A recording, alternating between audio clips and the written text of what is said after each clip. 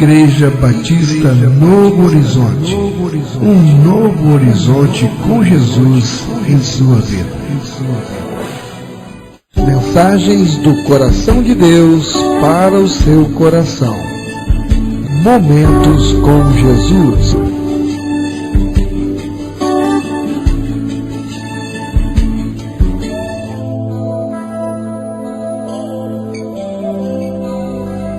Porque a palavra de Deus é viva e eficaz, e mais cortante do que qualquer espada de dois gumes, e penetra até o ponto de dividir alma e espírito, juntas e medulas, e é apta para discernir os pensamentos e propósitos do coração.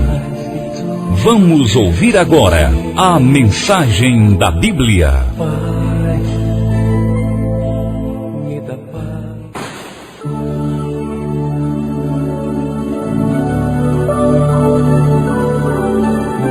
Eu saúdo a amada igreja com a gloriosa paz do Senhor, amém, boa noite.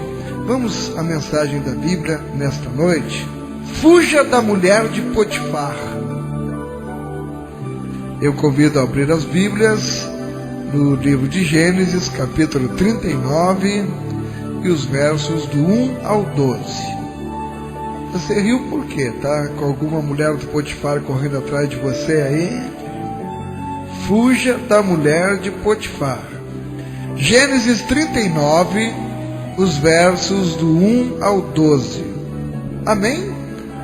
Glória a Deus. Assim nos diz na palavra do Senhor: José foi levado ao Egito, e Potifar, oficial de Faraó, comandante da guarda egípcio, comprou-o dos ismaelitas que o tinham levado para lá.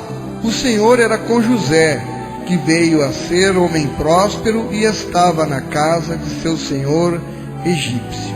Vendo Potifar que o Senhor era com ele, e tudo o que ele fazia o Senhor prosperava em suas mãos, logrou José mercê perante ele a quem servia, e ele o pôs por mordomo de sua casa, e lhe passou às mãos tudo o que tinha.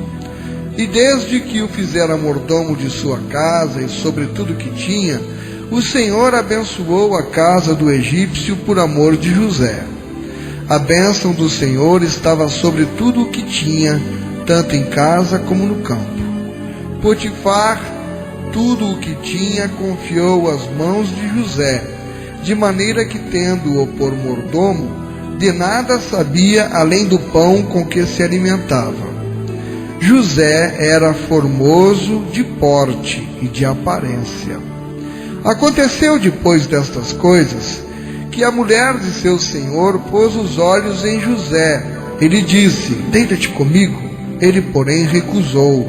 E disse a mulher do seu senhor: tem-me por mordomo o meu senhor, e não sabe do que há em casa, pois tudo o que tem me passou ele às minhas mãos. Ele nenhuma coisa me vedou, senão a ti, porque és sua mulher.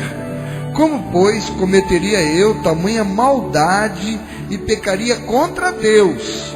Falando ela a José todos os dias, e não lhe dando ele ouvidos para se deitar com ela e estar com ela, sucedeu que certo dia veio ele à casa para atender aos negócios, e ninguém dos de casa se achava presente. Então ela o pegou pelas vestes e lhe disse: deita-te comigo. E ele, porém, deixando as vestes nas mãos dela, saiu, fugindo para fora. Louvado seja o nome do Senhor. Pai, nós te louvamos por mais esta oportunidade de aqui estarmos para, juntamente com o teu povo, estudarmos a tua palavra. Venha, Paizinho, em nome de Jesus, e através de teu Santo Espírito perdoar os meus pecados, Senhor, e que eu possa ser este vaso em tuas mãos na transmissão da tua palavra, Pai. Venha nos edificar e nos ensinar como fugir das tentações aqui representadas pela mulher de Potifar. Te oramos e te agradecemos, em nome de Jesus. Amém. Irmãos, o pecado é a coisa mais feia, é a coisa mais trágica que pode existir. E, no entanto, como nós somos atraídos para o pecado, a nossa natureza pecaminosa, carnal, como nós somos tentados diariamente a cometer. E o pecado, ele é a coisa mais trágica porque nos separa de Deus. E separados de Deus, não há como sermos salvos, não há como sermos felizes, bem-sucedidos, ajustados ou saudáveis. E uma das principais estratégias que o diabo usa para nos levar à prática do pecado é produzir o sentimento de incapacidade em nós. Ele diz: você é incapaz, você é incorrigível, você não tem jeito, você já é assim, você não vai mudar nunca, não tem mais jeito para você. E nós mesmos começamos a acreditar nisso e damos conformidade ao que o diabo fica insinuando e dizemos: é verdade, eu não vou conseguir mesmo, todo mundo cai, eu também vou acabar caindo. Ou quantas vezes eu já fracassei, e não vai ser agora que eu vou me levantar. Ou já caí tantas vezes, uma a mais, uma a menos. Muitas vezes o maligno até cita trechinhos da Bíblia para nos convencer da nossa incapacidade de resistir às tentações. A carne é fraca, por exemplo, e a gente usa isso como desculpa. Eu pequei, mas a carne é fraca. Mas essa declaração aqui de Gênesis 39, no verso 8, diz: ele, porém, recusou. Ele recusou. Esta declaração aqui nos afirma que é possível vencer a tentação e recusar o pecado. Nós podemos vencer. Nós não somos obrigados a aceitar. Quantas vezes nos oferecem algo para comer e nós não queremos, e nós: muito obrigado, não leve a mal, eu não quero. Quem anda caindo com facilidade em qualquer cilada de Satanás, caindo no erro, caindo no mal, caindo na bebedice, caindo no fumo, caindo no engano, caindo na mentira, precisa acreditar que tem jeito sim, precisa acreditar que tem cura sim, que tem salvação sim, amém? Sim, amém, tem cura, tem jeito, tem salvação. O pecado não pode nos dominar.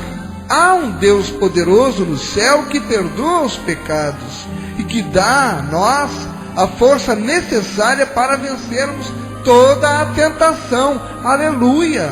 Esse Deus nos dá esta força, mas é preciso que a gente queira.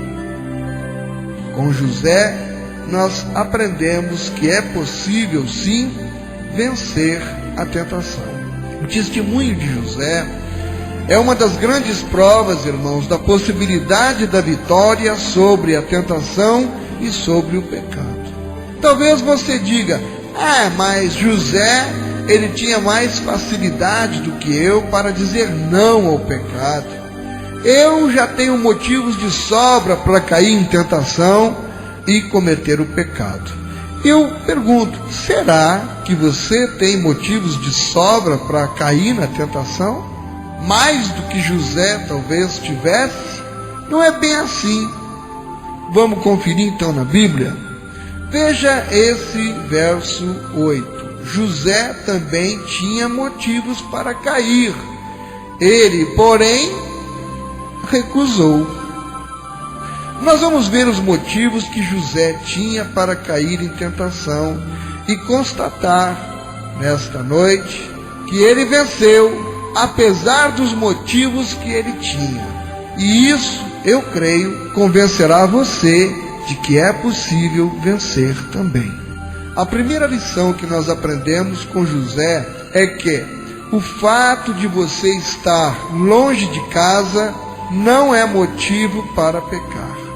O texto diz no verso 1 que José estava no Egito. José foi levado para o Egito. E lá então, longe de seus pais, longe de seu povo, e nós poderíamos dizer longe da sua igreja, José poderia ter pensado: ninguém está vendo, eu posso fazer o que eu quero fazer. Seria o exemplo hoje de uma jovem que passasse no vestibular e tivesse que ir cursar em outra cidade o seu curso. Seus pais, confiando nela, alugam um apartamento ou deixam namorar com outra pessoa, e lá, longe dos olhos dos pais, estou sozinha. Aqui eu estou livre, eu posso fazer o que eu quiser. Pode, não pode? Pode. Mas todas as coisas me são lícitas, mas nem todas as coisas me convêm. Ele estava sozinho, longe dos pais, longe do povo, longe da igreja, e muitos caem quando exatamente acreditam nesse argumento mentiroso. Quando estão longe de casa, quando estão longe da igreja, quando estão de férias da escola ou de férias do trabalho, pensam que estão de férias de Deus também. Você tira férias de tudo, até da esposa ou do esposo, se você quiser, mas de Deus não tem como você tirar férias. Mas quando eu peco, por mais escondido, por mais longe que eu esteja, não importa, Deus está vendo, o diabo também está vendo, eu estou vendo. E se tiver outra pessoa com a qual eu esteja pecando, esta outra pessoa também está vendo. José estava no Egito, longe de casa, mas seguro de que Deus estava vendo, e ele se recusou a pecar. Zacarias foi, durante a vida toda, um jovem desregrado que fumava, bebia, frequentava os piores ambientes. Até que um dia, atendendo ao último pedido de sua mãe, que faleceu acometida de câncer, ele resolveu frequentar a igreja, pelo menos para conhecer. Porém, ali na casa do Senhor, ele sentiu tamanho conforto e atenção que não quis mais sair de lá, batizando-se logo em seguida. Passou então a ser membro ativo da igreja e nunca mais voltou à vida de antes. Até que um dia, ao passar por uma rua da zona de baixo meretrício da cidade, ele ouviu uma voz lhe chamando: Zacarias, Zacarias! Era Leonor, uma mulher devassa, prostituta, com quem ele convivera por muito tempo, quando estivera mergulhado na prostituição e nas drogas. E ela o chamou por várias vezes enquanto ele continuava caminhando pela rua. Até que ela, correndo atrás dele, alcançou e disse: Zacarias, você não está lembrando mais de mim? Sou eu, cara, Leonor.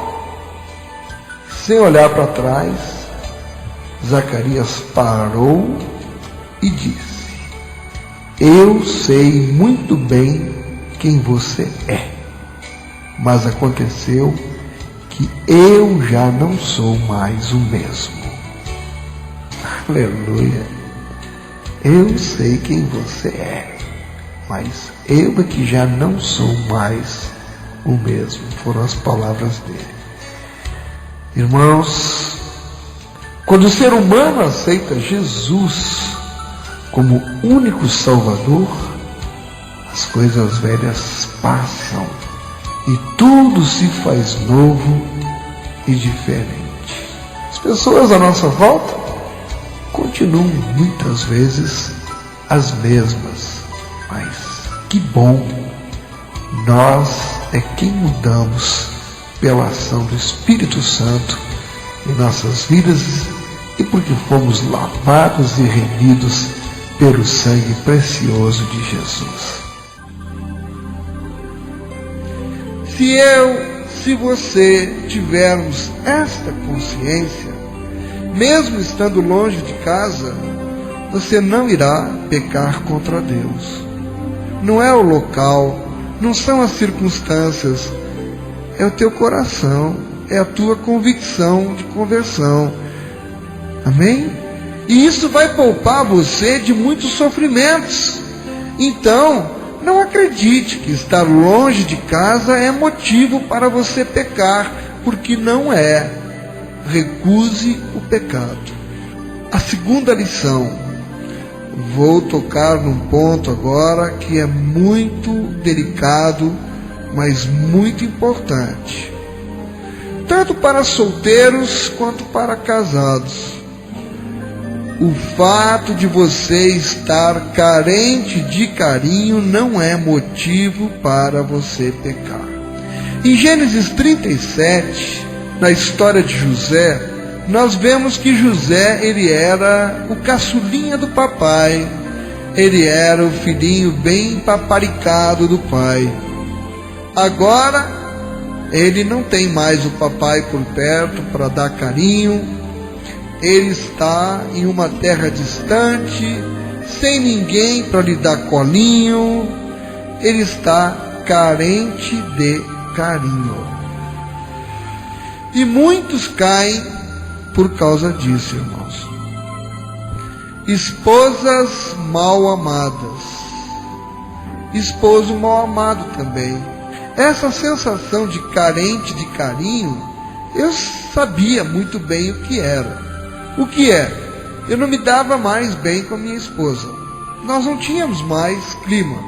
Consequentemente, eu era uma pessoa que vivia me sentindo mal amado. Tinha uma carência dentro de mim por amor, por carinho, por compreensão.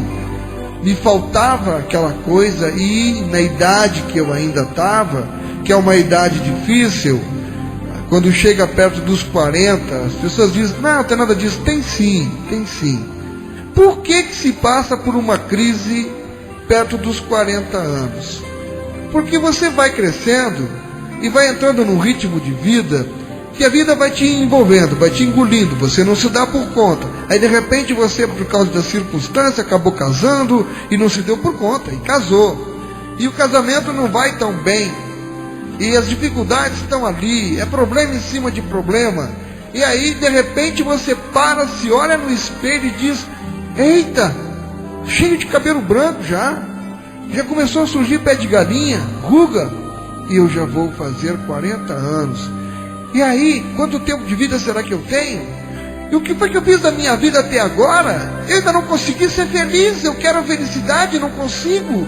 E aí entra em crise, e aí começa a olhar de repente para a companheira ou para o companheiro e dizer, eu errei, não era essa pessoa, e agora o que é que eu vou fazer? E aí conversa com um, conversa com outro, os companheiros de bebida lá no bar, todo mundo com casamento fracassado. É evidente que os conselhos que vão te dar, larga essa mulher. Ou então as companheiras mal casadas também, que tiveram o casamento destruído, vão dar conselho. Esse homem não é o homem para você. Pessoas que não conhecem a palavra, que não conhecem Deus. E aí, fatalmente, se a pessoa não tem uma estrutura, principalmente espiritual, ela entra correndo nessa crise dos 40 anos. E aí essa sensação de mal amado vai levar a procurar, de alguma forma, encontrar a solução. Eu quero ser feliz, eu vou atrás do que tiver que ser. E como o diabo coloca a bandeja na frente. E aí, essa sensação do mal amado é o quadro perfeito para a pessoa acabar caindo. Mas veja, nós estamos trabalhando o exemplo de José. Ele estava se sentindo mal amado. Ele era uma pessoa mal amada. Escravo, estava lá sozinho, numa terra de estranhos, tendo que trabalhar como empregado naquela casa. Imagina. Não tinha mais com quem conversar, os outros escravos, ninguém ia dar carinho para ele. Mas olha a situação, a mulher do patrão se interessa por ele. Não seria um quadro perfeito para ele buscar a compensação? estou mal amado, a mulher está interessada em mim, tenho mais é que aproveitar a vida. É a mulher do patrão. E é por isso que muitos caem. Como eu dizia, esposas mal amadas, maridos sem atenção, filhos sem abraço. Quantas crianças passando fome de carinho em casa e que vão procurar na rua a atenção que não recebem em casa. Busca na escola, busca em tanto lugar. E isso não justifica, mas explica por que tantos adultérios, tantas infidelidades e tantos jovens fugindo de casa. E a Bíblia diz isto: José, porém, recusou. Ele recusou o pecado. Eu pergunto, você que está me ouvindo, você está carente de carinho? Você está, será, carente de afeto? Carente de atenção? Os jovens, quando demoram a encontrar uma namorada ou um namorado, vão sentindo muito, se sentindo só, né? É aquela necessidade que tem de uma outra pessoa. E o pior é quando está casado. Solidão dentro de casa, solidão na cama de casal, deita um para um lado e outro para o outro. Solidão, carência de afeto, de carinho. Até onde uma pessoa resiste, suporta? Só mesmo tendo Deus purinho no coração, para não ir buscar compensação fora de casa. A carência que nós temos, a carência é muito maior. É aquela compreensão, é o afeto, é o carinho, a cumplicidade, o companheirismo. Não é numa noite de sexo com alguém que você encontra isso. Nós precisamos muito mais. O ser humano nasceu com essa necessidade. Então, atenção, casados principalmente, que não estão atentando adequadamente para essa questão do relacionamento com o seu cônjuge. Você depois não se queixe que ele se desviou, ou se não era crente, que ele acabou encontrando outra. No trabalho pastoral eu encontro muitas mulheres que vêm em busca de conselho depois que já aconteceu. Mas a gente precisa se alertar, precisa cuidar antes que aconteça. Nós precisamos estar atentos. O casamento é como uma plantinha. Ela tem que ser regada todos os dias. Não um pouquinho demais e também não com excesso. Excesso também mata, porque o excesso sufoca o amor. A água que rega o casamento precisa vir em dosagens certas, mas todos os dias. Senão, a plantinha vai morrer. De novo eu pergunto, você está carente, tá? Está sentindo falta de afeto? Você está sentindo falta de atenção?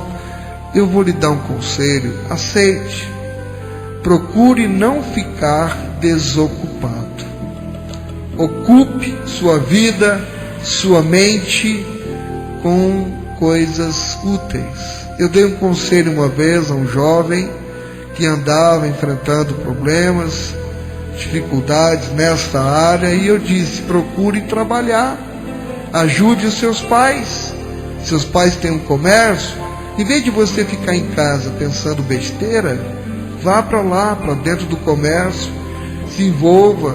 Você vai ver outras pessoas, vai conversar com outras pessoas, vai se sentir útil, vai ocupar o seu tempo e principalmente a sua mente, porque a mente vazia é a oficina do diabo. Então, meu conselho que eu dei para esse rapaz, repasso: mantenha-se ocupado. Exatamente essa desocupação é que vai levar a pessoa para ter queda, para cair na tentação. Ou então, procure seu pastor, converse, diga a ele que você está carente. Agora, cuidado, veja os antecedentes do seu pastor, para não acabar complicando mais a sua situação. Isso é muito sério. E dizer: pastor, o senhor pode me dar um pouco da sua atenção? Se for aqui da nossa igreja, com certeza eu vou lhe dar. Se você é do sexo masculino, eu vou conversar sozinho com você. Mas se você é do sexo feminino, pode ter certeza. E se você for uma senhora casada, a minha esposa vai estar junto. Jamais eu vou atender, conversar sozinho. Porque não é aconselhável, não é bom. E se a minha esposa não pode ouvir, o que é que está de tão errado assim? Mas peça, não fique guardando para você, não fique esperando o tempo passar, porque a tentação logo vai chegar para você. E você precisa estar com alguém lhe aconselhando, alguém lhe dando força, dando orientação. É muito bom. E por falta de um grito se perde uma boiada. Outra sugestão: procure então andar com pessoas de fé. A Bíblia diz em Isaías 41, no verso 6, que um ao outro ajuda.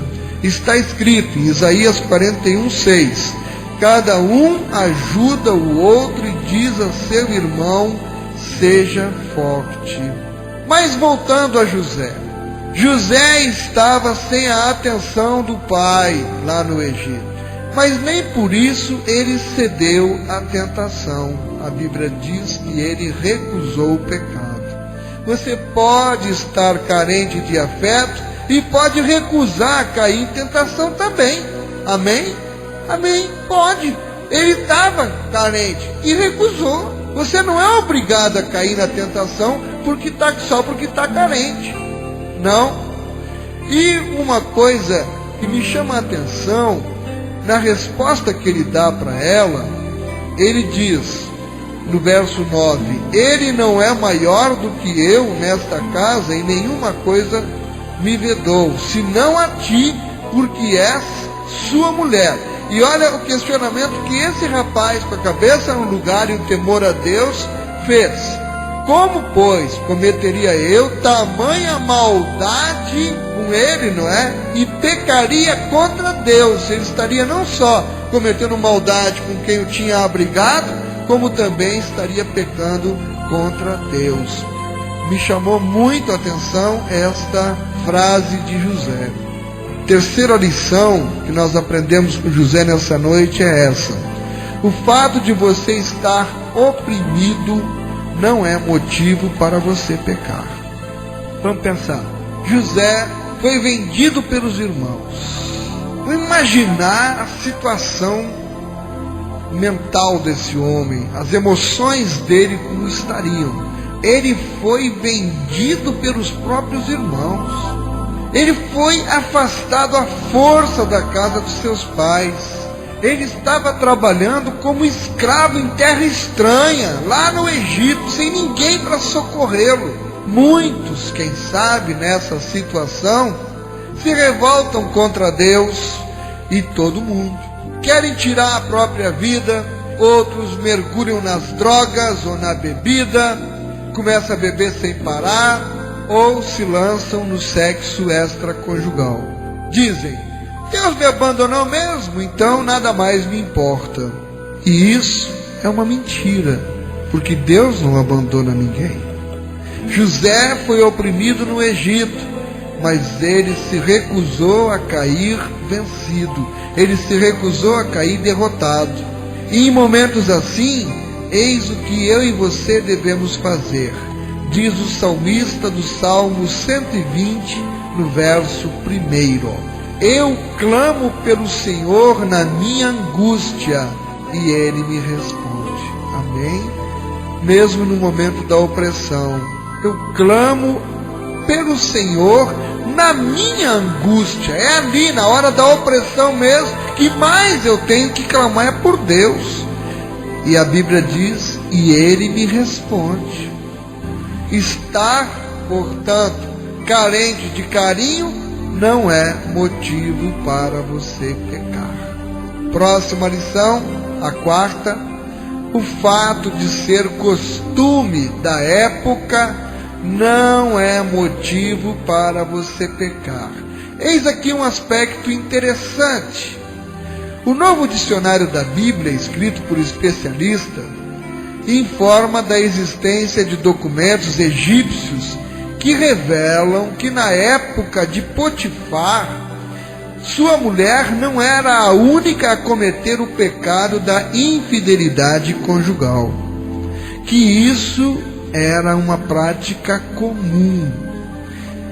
De fato, se nós fizermos leitura de Gênesis 35 e 38, os capítulos, nós vamos ver que há exemplos de comportamentos sexuais terríveis sendo praticados. Era costume da época, então. Aí pensa comigo, se era costume da época, todo mundo fazia, o que acontece? José se recusou a ser igual a todo mundo. Ele se recusou a pecar. Qual é o costume hoje da época que nós estamos vivendo? É o ficar. Hoje eu fico com uma, amanhã eu fico com outra. Na verdade, não fico com uma só. Tem gente aí que a gente vê na televisão dizendo: quantos ficou esta noite? Fiquei com 10. Tu ficou com... Eu fiquei com 7. Eu fiquei com não sei quantos. Jesus do céu! Isso eu vi no tempo que eu era rapaz, que eu tocava em banda e ganhava a vida tocando numa casa de prostituição noturna. E eu sabia que as moças que trabalhavam lá, as prostitutas, elas ficavam com 6, 7, 8, 10 pessoas por noite. Mas isso era numa casa de prostituição.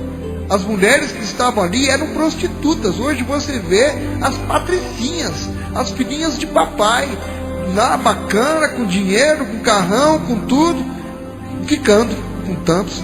É costume da época. Agora eu lhe pergunto, tá bom, é costume da época. E porque é costume da época, você vai fazer igual aos outros? Era costume da época. Mas José não quis saber. Ele se recusou. Eu não quero ser igual aos outros. Não interessa, irmão. Uma coisa que é preciso que seja dita: pecado é pecado. Ofende a santidade de Deus.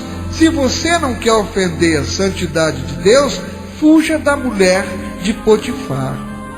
O problema grave que hoje nós estamos nos defrontando, olha, igrejas que procuram pregar a palavra, igrejas que procuram combater o pecado porque é o evangelho, ficam com poucas pessoas ouvindo.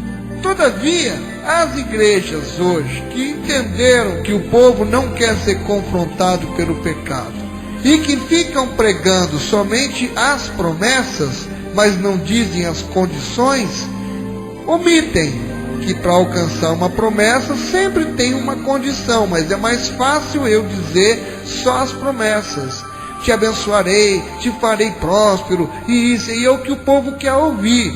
E as pessoas correm para esses lugares, não querem ouvir que tem condições para cumprir. E o que hoje está acontecendo é um esvaziamento nas igrejas que pregam a palavra e um inchamento nas que oferecem essas bênçãos sem colocar as condições que tem na Bíblia. Por isso que as igrejas estão passando a mão, descolorindo o pecado para quê? Essa igreja aqui é legal porque está dizendo que eu posso continuar fazendo as mesmas coisas que eu fazia antes e não é pecado, e só que vai sendo arrastado para o inferno. Que o que interessa não é a salvação das almas, o que interessa é o dinheiro que você vai contribuir para o que eles bem entenderem fazer. Aí você entende o porquê que hoje a tendência das pregações é minimizar os efeitos do pecado para atrair as pessoas para incharem as igrejas. Agora, aqui pode ficar sem ninguém. Pode. Você pode se inquietar com o que nós estamos pregando, mas eu prefiro pregar a verdade do que depois ter que prestar conta da sua vida para Deus, porque eu me omiti de lhe pregar o que a Bíblia ensina. Cada um vai prestar conta do que está fazendo. Amém? Olha, Deus espera que você se comporte como José. Ou seja, Deus espera que você não se comporte como todo mundo está se comportando. Seja diferente. Você é de Deus, você é de Cristo.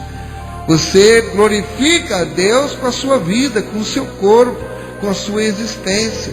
Em Romanos 12, verso 2 está escrito: e não vos conformeis com este século, mas transformai-vos pela renovação da vossa mente, para que experimenteis qual seja a boa, agradável e perfeita vontade de Deus. Você quer experimentar a boa e perfeita e agradável vontade de Deus? Transformai-vos pela renovação da vossa mente. Renovação é novo nascimento, é nova criatura. Aquilo que eu fazia antes, eu não faço mais, se desagradar a Deus. Isso é renovação da mente. Isso é pregação do Evangelho, porque a palavra de Deus é uma espada de dois gumes. E você já viu alguma vez espada entrar que não machuque? Não pode. A espada, quando entra, ela tem dois gumes. Ela corta assim, ela corta assim, ela corta de tudo que é jeito. E é para cortar mesmo. Por isso que ele disse: eu não vim trazer a paz, eu vim trazer a espada. E a espada é a palavra. Amém? E glória a Deus pela palavra. Meu irmão, não é porque todo mundo faz que você deve fazer também. Se cuide, fuja da mulher de Potifar. Lição número 5: o fato de ouvir insinuações também não é motivo para você pecar. Nós lemos no versículo 10 do nosso texto básico, lá em Gênesis, que diariamente José ouvia as insinuações daquela mulher. Ele era, digamos assim, assediado todos os dias. Não diz aí no verso 10 que todos os dias ela ficava soltando piadinha para ele, e ele era assediado todos os dias. Nós às vezes podemos ser assediados também todos os dias, mas e daí? Vai chegar um dia que você vai cair ou você vai continuar firme? Só que ela ficava insinuando, até que chegou o dia que ela não aguentou mais e ela agarrou ele. Ela pegou na veste dele e ele preferiu fugir e deixar a veste na mão dela, que acabou sendo depois usada contra ele. Esse argumento foi usado, mas os homens podem tê-lo julgado, os homens podem tê-lo colocado na prisão, mas Deus o exaltou. Deus o tirou daquela prisão e o colocou no trono. Este processo da insinuação todos os dias, esse é um processo que ele facilita a queda ou a vitória de muita gente. O que nós ouvimos constantemente. A Bíblia diz isto: não se deixem enganar. As más companhias corrompem os bons costumes. Está em 1 Coríntios 15:33. Quando nós falamos aqui a mulher de Potifar, nós estamos colocando uma representação, um simbolismo das tentações. Então, o que poderia estar sendo uma insinuação para você todos os dias? Que tipo de música você está ouvindo? Que tipo de programa de televisão você está vendo? Que tipo de conversa você ouve? José não dava ouvidos às insinuações, José não dava ouvidos aos assédios, e ele se recusou mesmo àquele pecado. Será que você é assediado em seu local de trabalho, na vizinhança, na escola ou em qualquer outro lugar? Pois eu aconselho que você pegue a sua Bíblia e comece a ir lendo todos os dias. Filipenses 4, verso 8 está escrito: finalmente, irmãos, tudo o que é verdadeiro, tudo o que é respeitável, tudo o que é justo, tudo o que é puro, tudo o que é amável, tudo o que é de boa fama, se alguma virtude há e se algum louvor existe, seja isso o que ocupe o vosso pensamento. Ocupar o pensamento com as coisas lá do alto. Passamos com isso a lição número 7. O fato de estar sozinho com o sexo oposto também não é motivo para você pecar. O verso 11 diz que José veio à casa do patrão a fim de trabalhar. E lá, num belo dia, ninguém dos de casa se achava presente, exceto aquela fonte de tentação. E isso também é sedutor e é perigoso. O quê? ficar sós com uma pessoa do sexo oposto. Hoje em dia, para falar a verdade, até com pessoa do mesmo sexo é perigoso. Não é verdade? Infelizmente, essa é a realidade. Portanto, a Bíblia diz que nós devemos fugir da aparência do mal.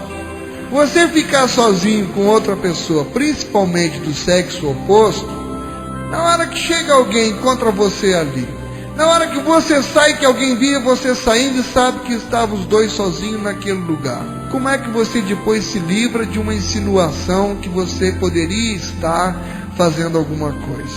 Fugir da aparência do mal. Olha, evite ficar sozinho no carro, no quarto fechado, em casa, com alguém do sexo oposto. Evite, mas muitos caem aqui, se acham fortes demais para estar numa situação assim. Não tem problema, eu confio em mim mesmo, não tem problema não. Mas a atitude de José, ela foi muito interessante, ela foi muito curiosa.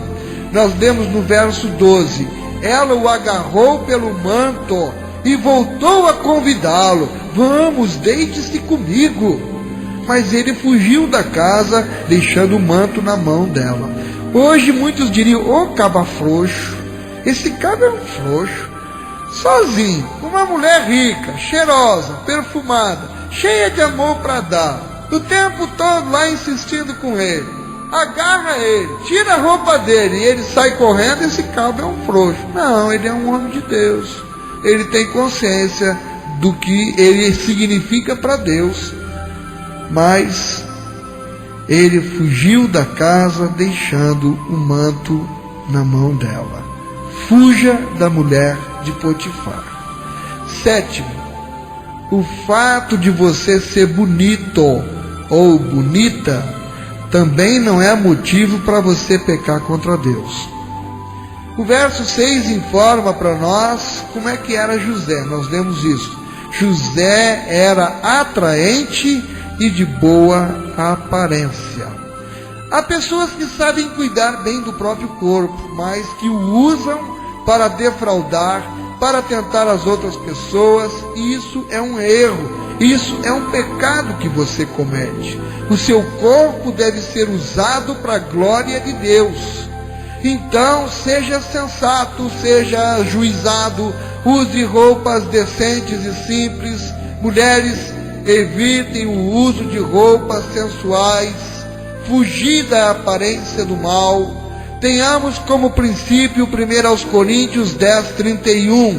Portanto, quer comais, quer bebais, ou façais outra coisa qualquer, fazei tudo para a glória de Deus.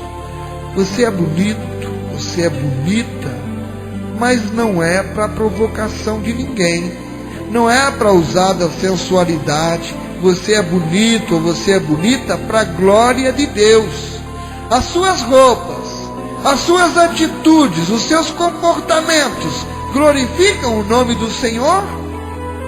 E considere ainda isso: o fato de você lidar com gente maldosa também não é motivo para você pecar contra Deus. Lidar com gente maldosa é sempre perigoso. Aquela mulher, ela era uma prostituta encapada. O marido dela, o Potifar, a bem da verdade, ele nem acreditou muito na história que ela contou. Pensa comigo, normalmente em casos assim, seria aplicada a pena de morte para José. Mas talvez por saber o caráter da mulher, Potifar apenas mandou José para a prisão. Ele sabia a mulher que tinha. José, na sua cautela, saiu de dentro daquela casa na hora. Ele foi prudente. Mas, irmão, ouça muito bem. Infelizmente, tem pessoas, tem indivíduo que é caçador. Caçador? É. Ele vê que a pessoa é complicada. Ele vê que a pessoa é maldosa, que assedia o tempo todo, mas vai se envolvendo com ela. Sabe o que esse indivíduo é? É um caçador. É caçador de cabeça, caçador de coração. O Salmo 42, verso 7, nos alerta que um abismo chama outro abismo. 9. O fato de você ser jovem não é motivo para você pecar. Alguns estudiosos desse texto da Bíblia afirmam que naquela época José estava entre os 23 e os 25 anos de idade. Então não era só um camarada bonito, mas era jovem. Para alguns, esse fator impulsiona a queda, pois acham que nessa fase é que é a hora de aproveitar e que é a hora de experimentar de tudo. Será que isso não é perigoso? Ouça o que diz a palavra de Deus em Eclesiastes 11. Alegra-te, jovem, na tua juventude, e recreie-se o teu coração nos dias da tua mocidade. Até aqui tudo bem, né? Anda pelos caminhos que satisfazem ao teu coração e agradam aos teus olhos. Sabe, porém, que de todas estas coisas Deus te pedirá contas. Então não é bem assim. Eu tenho que fazer aquilo que agrada o meu coração, sabendo que eu vou ter que prestar conta a Deus do que foi que eu fiz. Quando o futuro vira passado, é fácil ver o que é que tinha que ter sido feito. Por isso, aproveite a mocidade, mas sabe, porém, que de todas estas coisas Deus te pedirá contas. Encerrando, o fato de você precisar manter o emprego, por exemplo, não é motivo para você pecar. Quantas mulheres, por exemplo, são assediadas no local de trabalho e muitas vezes, para garantir o emprego, pecam, cedem. Eu ouvi uma atriz de TV afirmar outro dia que para chegar onde ela chegou, ela teve de fazer de tudo. E eu fiquei imaginando o que foi esse tudo que ela teve que fazer para conseguir pagar esse preço para chegar onde ela chegou. De tudo. Irmão, antes de ser engraçado, isso é muito triste.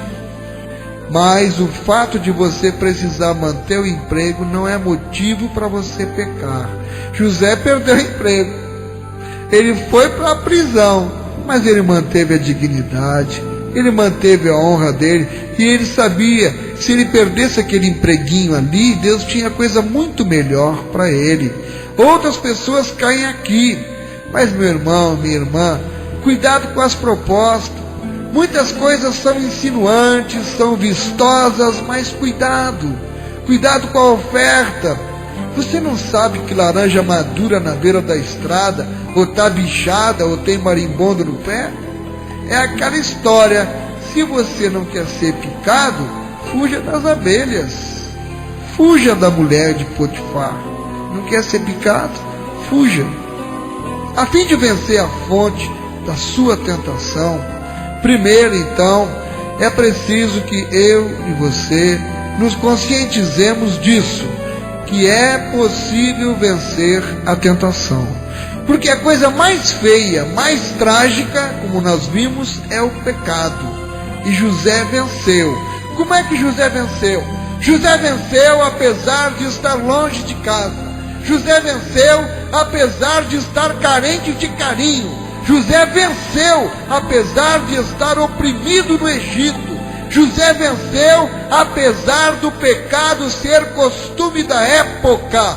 José venceu apesar das insinuações daquela mulher. Ele venceu apesar de estar sozinho com o sexo oposto. Ele venceu apesar de ser bonito e de lidar com gente maldosa, e de ser jovem e de precisar manter o emprego. Apesar disso tudo, José se recusou a pecar. E você? E você?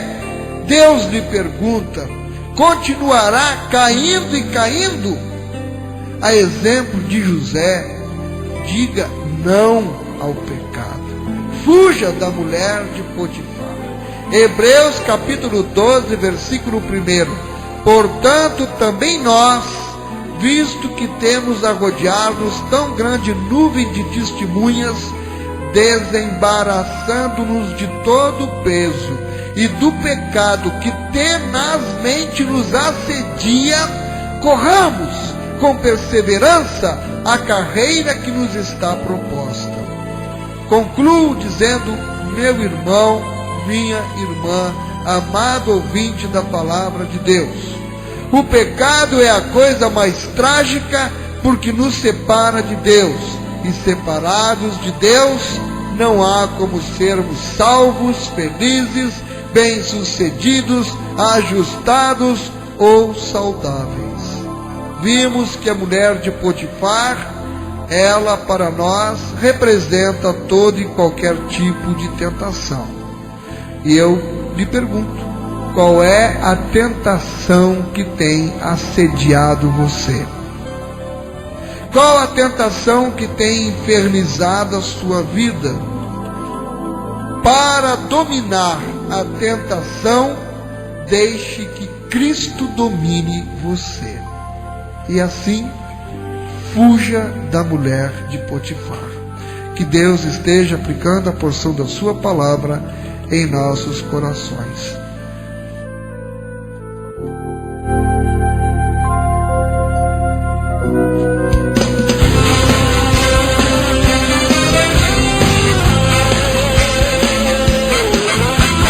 Programa Momentos com Jesus.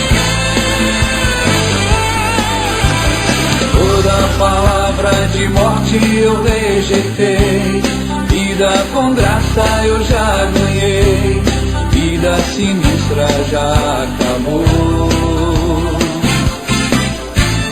Todas as portas de Deus se abrirão pra mim, toda armadilha já teve fim, minha vitória já começou. Nunca mais chorar, nunca mais sofrer, nunca mais vou me abater. Deus me levantou e já me mostrou o caminho pra vencer. Fui aprovado, eu faço parte da vitória, vou seguindo de glória em glória. Foi pela graça que eu consegui chegar aqui. Fui aprovado, eu faço parte da vitória, vou seguindo de glória em glória. Só pela graça cheguei aqui.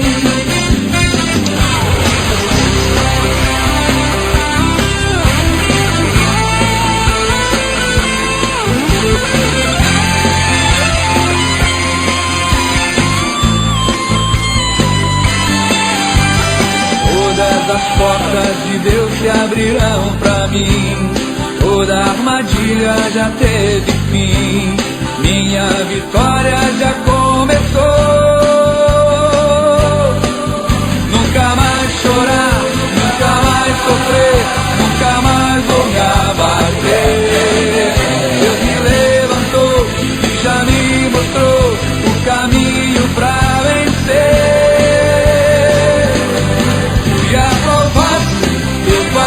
Parte da vitória, vou seguindo de glória em glória.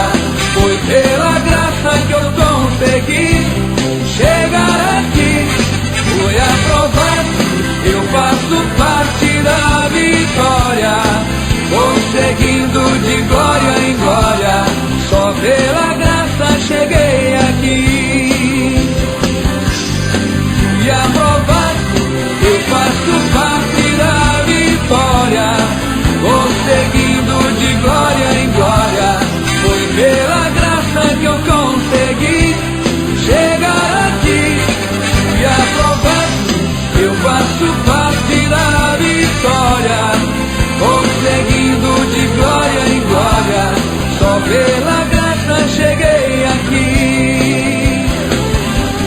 Fui aprovado, eu faço parte da vitória, vou seguindo de glória em glória. Foi pela graça que eu consegui chegar aqui. Fui aprovado. Programa Momentos com Jesus.